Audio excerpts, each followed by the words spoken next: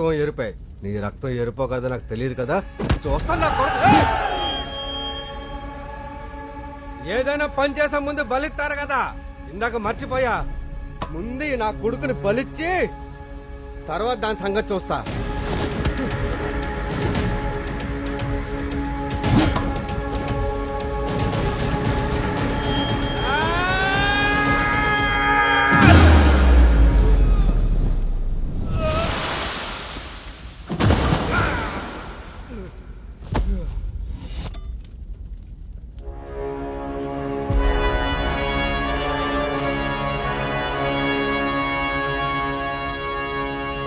పదవులొద్దన్నాను కానీ పని కట్టుకొని ఎవడన్నా మన ఉనికిని భూమిలో కప్పెట్టేస్తానంటే 100 మందినైనా అదే భూమిలో కప్పెట్టేద్దాం. యుద్ధం తప్ప మనిషికి శాంతినిచ్చేది ఏది ఉండదు. యుద్ధం తప్ప మనం బతుకున్నామని చెప్పేది కూడా ఏది ఉండదు.